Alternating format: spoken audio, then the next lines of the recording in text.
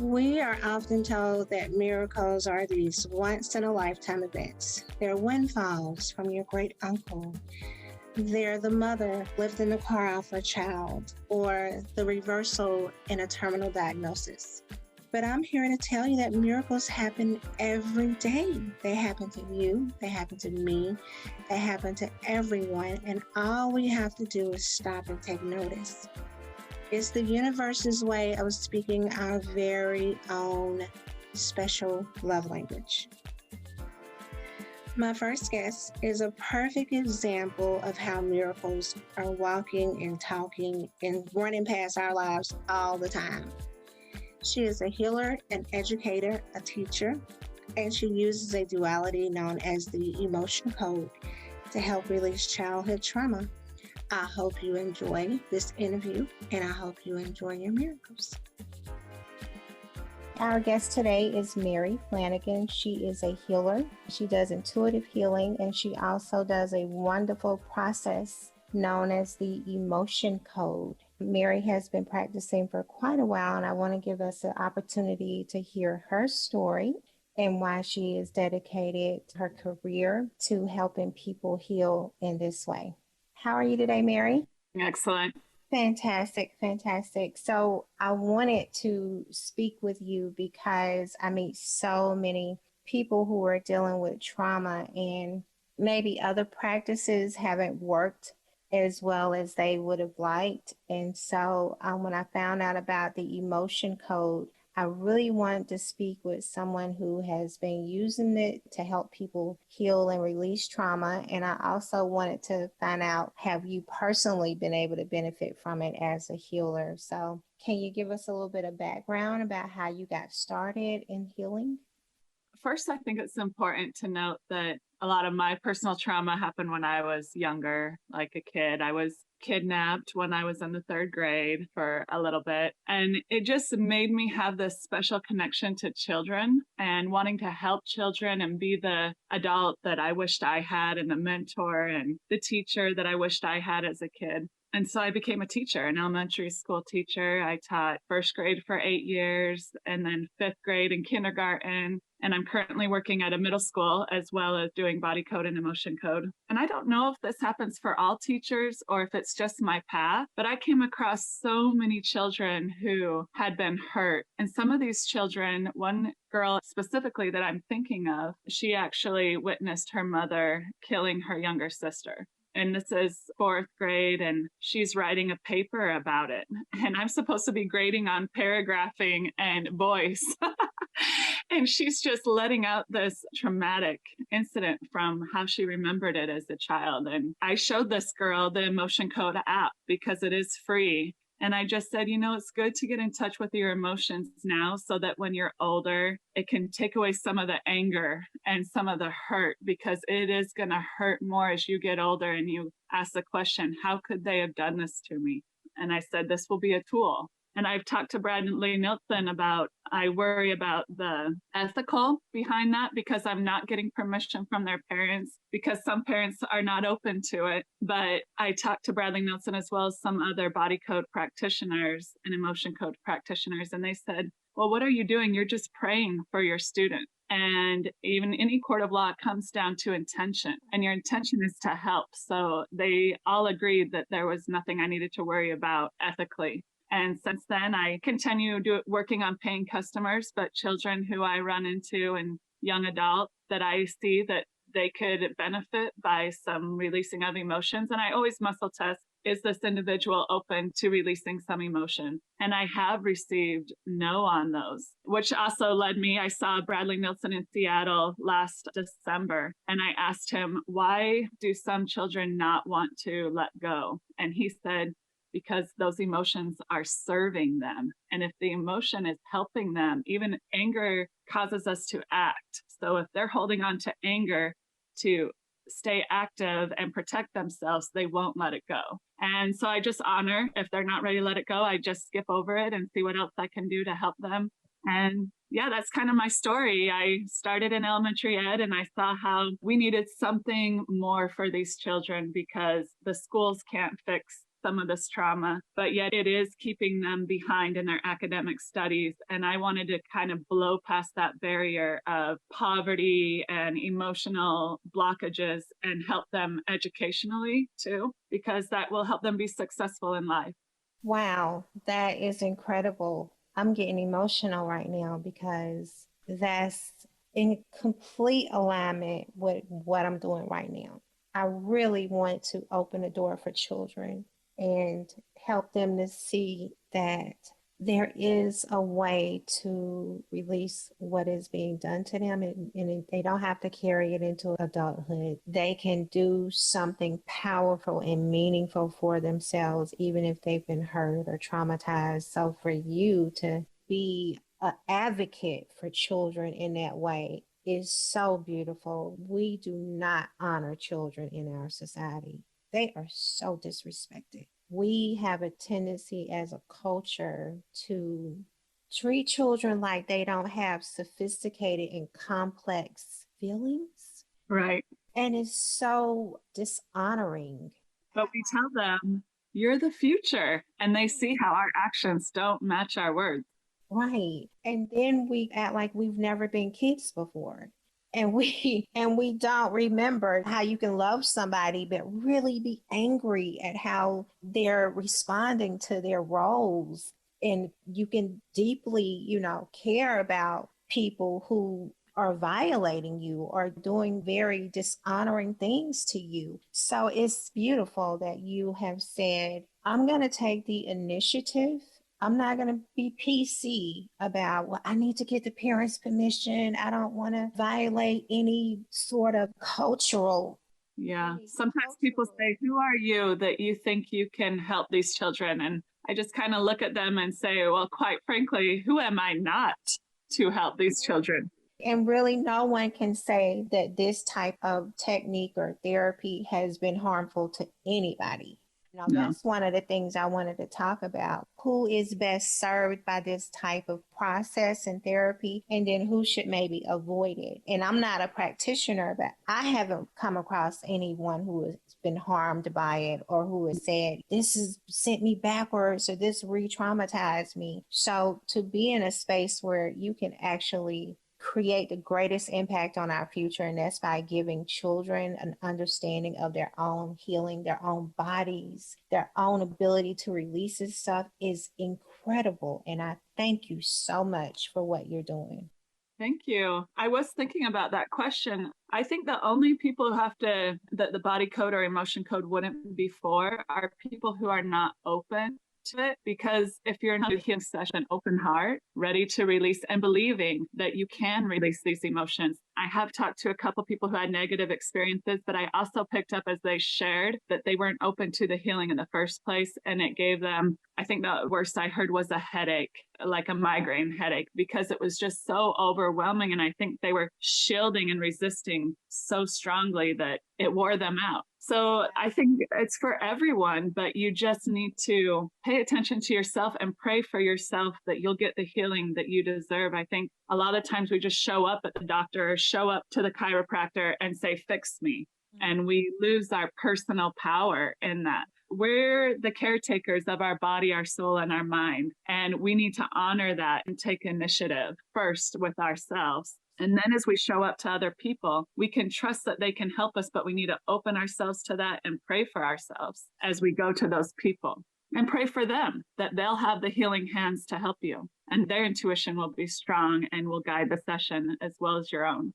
I love that. And I found that to be true in my limited experience with coming across all these different healing techniques and introducing them to people and then seeing them do nothing with it, not even being curious about using a technique to release some stuff that's really hurting them on a daily basis. So I'm glad that you brought that into the conversation too, that people have a responsibility to want to heal, to want that work and that process to be available to them, and then to feel like they do have the power to do this. You don't have to go to somebody and let them lay hands and release it. And you don't have to pay thousands of dollars and do years of whatever. You really can, with belief and with expertise and with knowledge and wisdom, create a path of openness and beauty that has transcended the trauma that you've experienced. And you just mentioned the three most important tools in healing, and that's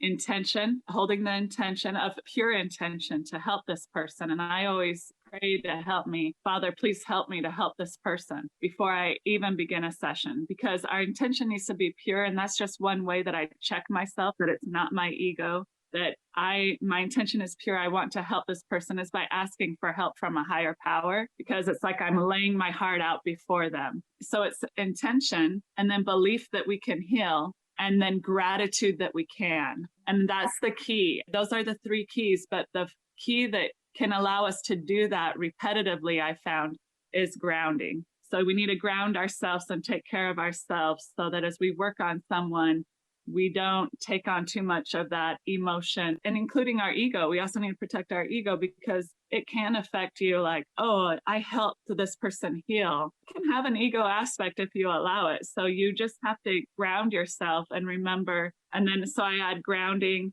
intention, holding the pure intention, and then belief that you are going to help this person, and then gratitude that you can.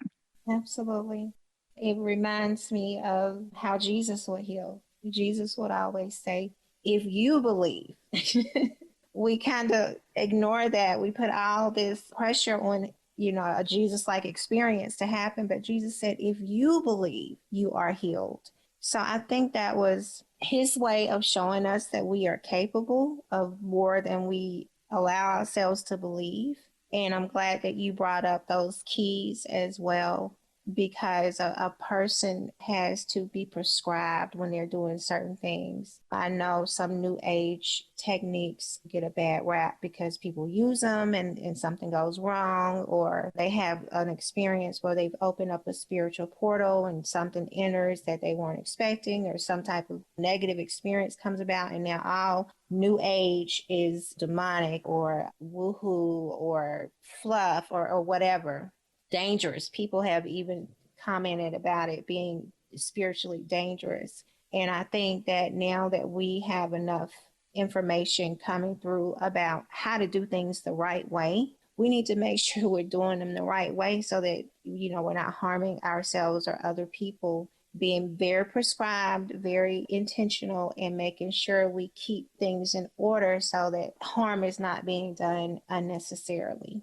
Yeah, and the thing is that it's all out there anyway. So why not just ground yourself, believe in that higher power, whatever it is you choose to believe in, and ground yourself every day, because it's out there whether you open yourself to it or not. It's going to be there. Yes, you're absolutely right. How long have you been doing this, Mary? I've been practicing as a certified practitioner in body code and emotion code for 5 years now. Fantastic. And what made you want to get started in this? Children at school. And like I said, I don't think it's every teacher who's been face to face with so many children who had been hurt and abused, but I think that just really spoke to me and my path. And I've spoke with my husband about why are all these children coming to me? Because sometimes it can be so overwhelming. And I talk to other teachers and they don't experience the same. And so I just think that it was the children who pushed me to go ahead and get this, because for whatever reason, that's part of my path. And I just had to honor it and bless it. And it's been a blessing to me. So I'm happy with the direction. I love that. I really do. I've had some really strange experiences of people coming up to me and saying this happened when I was a child, and being shocked at what they were telling them. And so many times they said, you're the first person I ever told this to. I've never said this to anybody else. And I'm just thinking, oh my God, out of all the people you came across in your life, for whatever reason, I had the opportunity to be a sounding board, because outside of please be strong and please keep your faith and please don't give up and telling them I was going to figure out a way to be of assistance to them, I didn't have anything to really share. The little healing that I had done was, I will never recommend it to anybody because it was kind of, I fell into some healing and then I prayed my way to some healing and I didn't have a process that I could share with anybody. But for you to be in a position that you're in and you're meeting these children who go through so much, I'm so thankful to you. I hope when this goes out, and a lot more teachers and people who encounter children every day will look at the emotion code and see it as something that they can really adopt to help these children.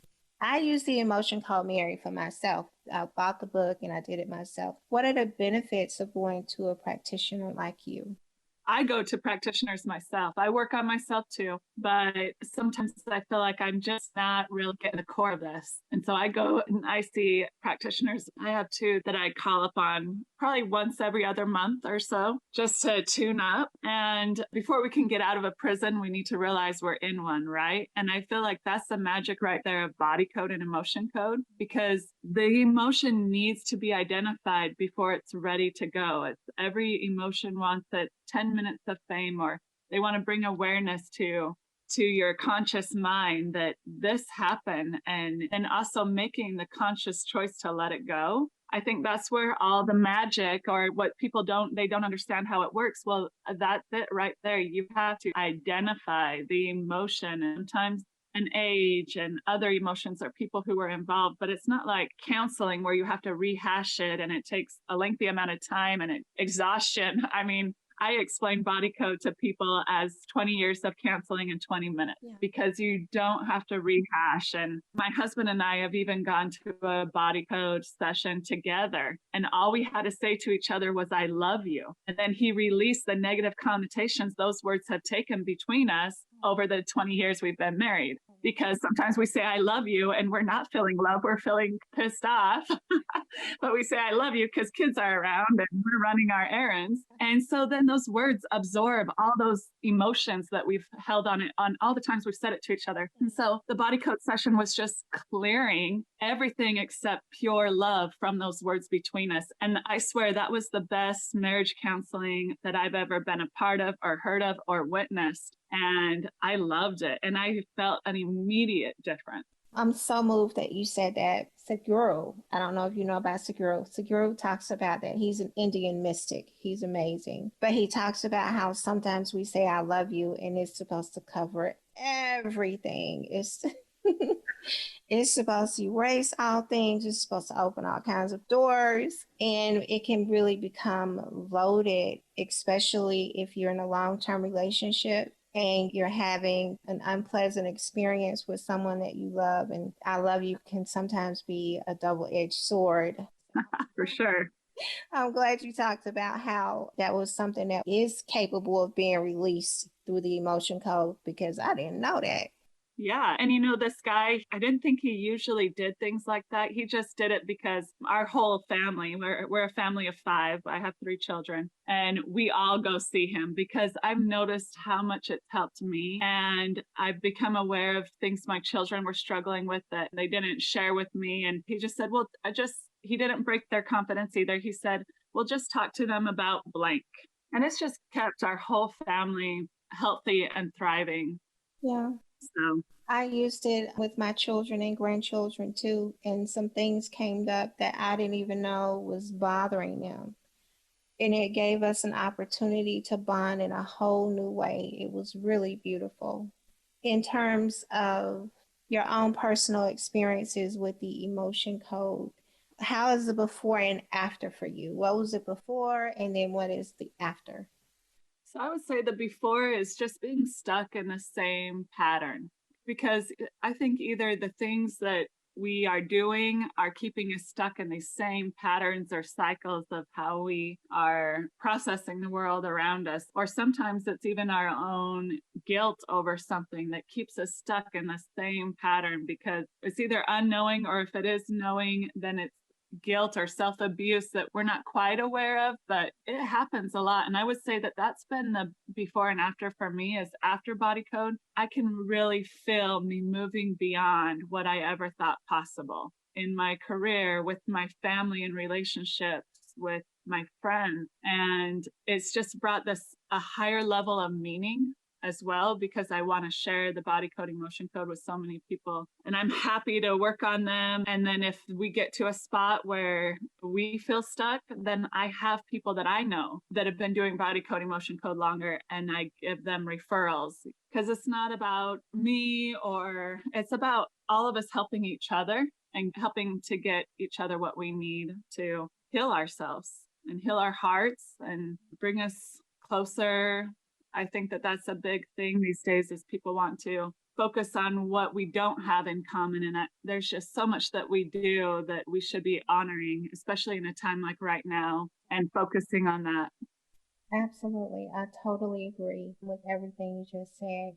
In terms of the power of emotions, I'm just now understanding how important it is to not block those emotions. There was work I did through the emotion code for myself.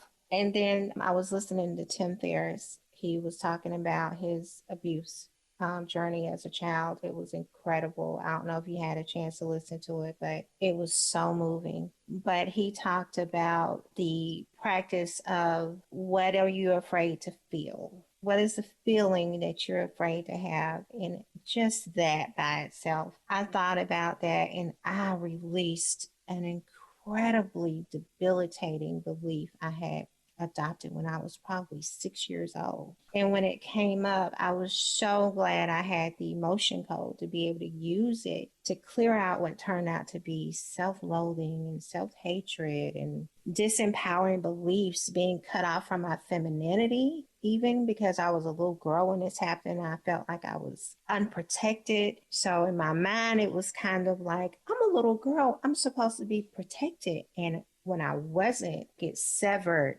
a part of my feminine connection to myself. And so I use the emotion code.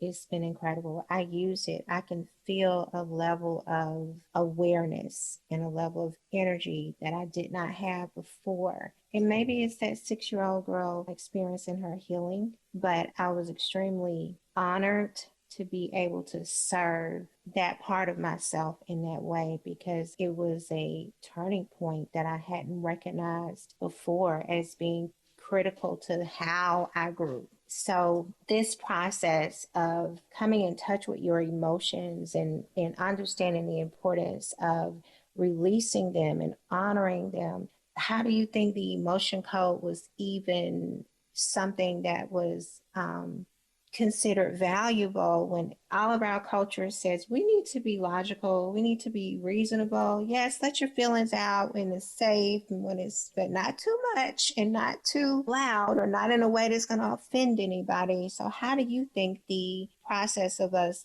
honoring and learning to trust and give these emotions their free reign came about? When the normal path for you, whatever that is, for some people, it is the homeopathic route first. And with other people, it's the clinical route first. And I say that wouldn't feel the natural route if it wasn't right for you. But what I say is, when that doesn't work anymore, that's when we need to look for something. And I like to share the story of my husband. He did wildland firefighting and was on the Redding Hotshot crew in Northern California. And he really tore up his shoulder, and it was in intense pain all the time. And it seemed to only grow the years after he was no longer a hotshot. It just seemed to intensify. We went to the doctor and their answer was a cortisone shot. And he was only 35 at the time and thought, I'm too young for this. And so I said, hey, why don't you try my guy? And up until that point, I was the only one who did the foo-foo stuff, as he likes to call it. But he was so dead serious about not getting a cortisone shot at 35 years old that he gave it a shot. And he was amazed because, and this is an interesting part of his story too, because what my guy did and what this clinical guy in Las Vegas, who was recommended from my brother, we just made his shoulder a priority this year because it was affecting our relationship. He was always on his last nerve. but he would go down to Las Vegas and he would see a chiropractor who my brother recommended. And what he noticed was this chiropractor and this other doctor who did NAET therapy and also acupuncture, along with some body code, emotion code type healing, they didn't even know each other, but they were doing very similar things. Where he was getting the needles put in him were the same places that this guy in Las Vegas, who was more the clinical route, would put the cupping. He did some cupping on Jimmy, and they were at the exact same locations. And they would follow each other because he would go to one doctor, and then 2 weeks later, he'd go to the other. And 2 weeks later, he'd go to the other. And we used both. And to this day, zero pain on the shoulder. He is cortisone free. And all he does now is when it starts getting that little eking pain, it's time for a tune-up, and he goes again.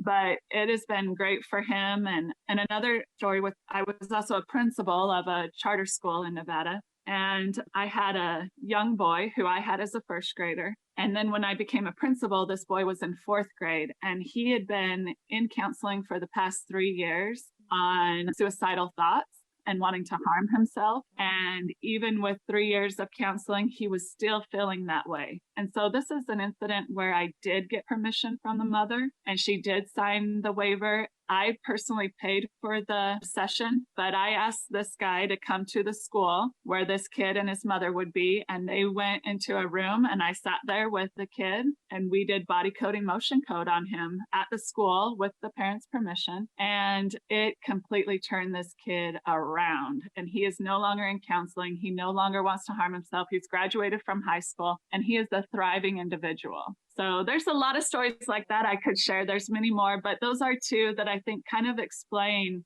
how to use this as a second opinion.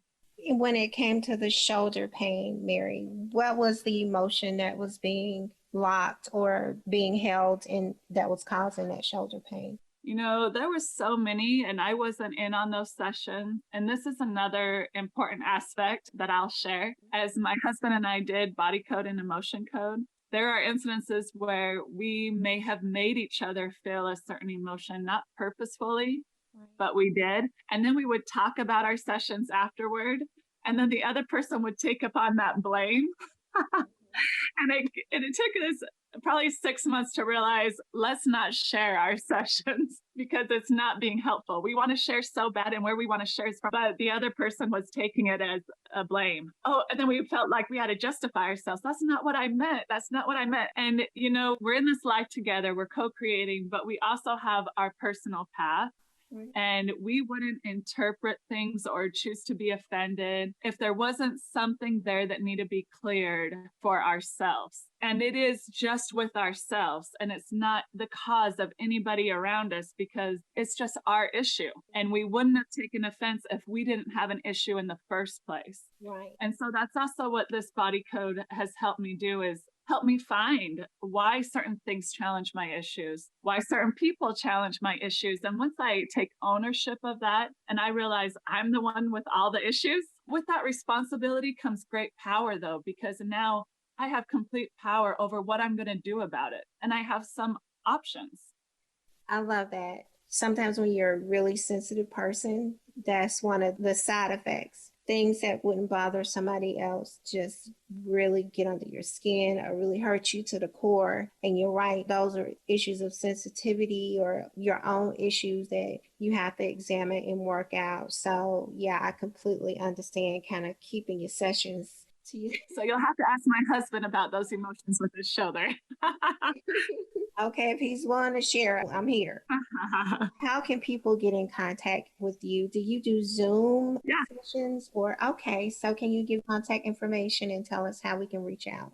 Perfect. As far as getting a hold of me, my phone number or my email address, and those are posted on the Body Code Emotion Code website. And then we can do Zoom or in person if it's feasible. And I also just do over the phone or with proxy. You actually don't even have to be doing it at the same time. Like I could be working on someone and they could be sleeping, and then I can email them their report. And there really is no I mean, it's kind of just as amazing as prayer because it can be done anytime, any place. You let me know what you want me to focus on, and I'll work on it when this time is available for me. But sometimes people want to be there and interact together, especially if they don't know about how it works exactly. Then Zoom is usually best or over the phone, but it can be done anyway.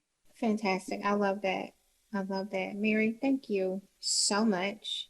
I am going to make sure that I post all of your information on the website. I'm going to make sure it's going to be underneath the video so that people can reach out to you. I am so thrilled that we had a chance to speak about everything that you're doing.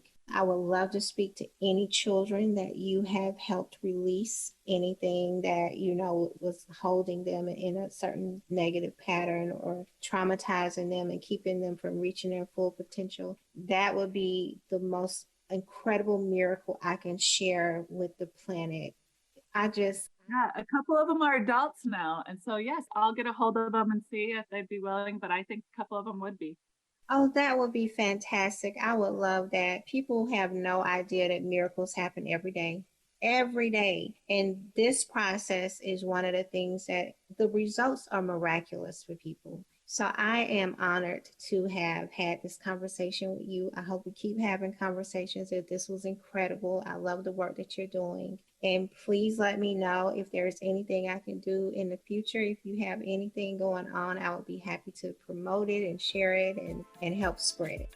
Yeah, thank you so much for having me. You are so welcome. Thank you. Thank you for joining us for the premiere episode of Modern Miracles. I hope you enjoyed this episode, and I look forward to bringing you more modern miracles from everyday people, bringing extraordinary events into our lives and the stories of the loving language that the universe speaks to us. Thank you. Bye-bye.